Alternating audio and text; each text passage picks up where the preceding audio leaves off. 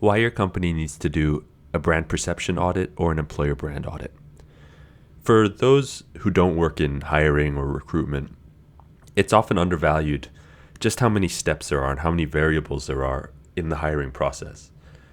Hiring for really any size organization isn't just a matter of sticking a job description up on one of the major job sites, receiving hundreds of applications, and then choosing who you can get. Oftentimes when companies don't apply or don't invest enough into the kind of employer brand that they want, it's hard to attract the kind of workers that you want. The companies that we look at that have the best employer brands in the world are typically the organizations that are able to attract the best talent. And as a function of having the best talent, typically their growth curves are much steeper than companies that struggle when it comes to hiring the right kind of talent that they need to catalyze growth. And so before you can do any real work around employer brand or anything sustainable or long-term, you've really got to get a great sense of how your brand is perceived today, not only by your own employees, but also by the market. It's very easy, and this is a natural thing when it comes to human beings.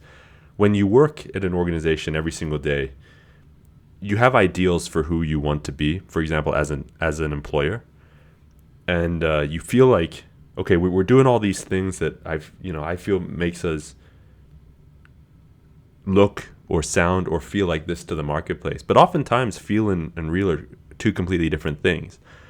And so an employer brand audit or a brand perception audit allows you to objectively, through a third party like a Daggerfinn, get data from the marketplace, from your employees, from leadership, as to who the organization wants to be. And then you can find the delta between what you want as your employer brand, who you want to be perceived as in the marketplace, and what actually is the perception. And once you understand that delta, then you're able to put tactics and strategies in place to actually close the gap and get closer to who you want to be. And so, I mean, an employer brand at a very high level takes into account things like the employee experience, the reputation of your organization in the media, the user experience, for example, of applying to a role at your organization. Is it easy to find the careers portal on your website, for example? If somebody's applying to a job through LinkedIn or ZipRecruiter or Indeed or one of these other job portals, are they getting the experience through the way that your job description looks that you want them to perceive your company as? There are branding fundamentals that need to be accounted for as well. And then there are industry dynamics too that are a little bit difficult to control, but they're important to be aware of. For example, it's a lot easier to attract highly skilled workers, for example, into aerospace engineering than it is to maybe something a little bit more manufacturing or traditionally kind of like dirty, for example. So you can kind of see how the industry dynamics inform a lot of how you need to shape the strategies and the tactics that you need to put in place as an organization to make sure that you're perceived by the market in the way that you want to be perceived. And going back to the original point, you've got to be able to know exactly where you stand today as you're perceived by the market, as you're perceived by your employees.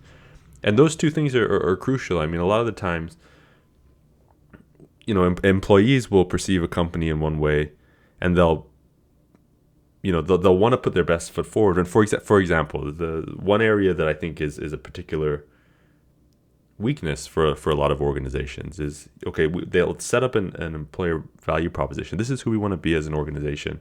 And it's so easy along the life cycle of the hiring process. For example, for somebody to screw up an in-person interview, right? You put the wrong person in the seat to do the interviewing, and then all of a sudden your entire brand perception falls apart.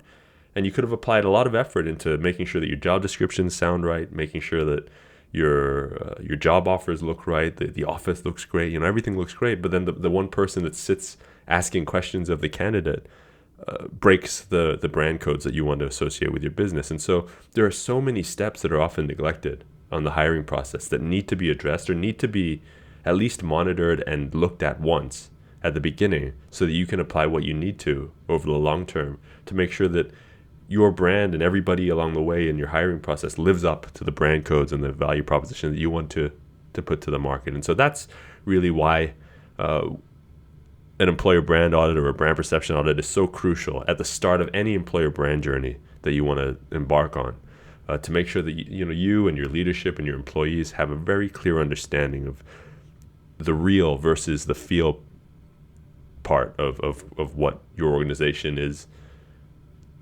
portraying to the market. Because only then can you make the right moves, at least, and the more efficient moves to close that delta between what you want and what you actually are.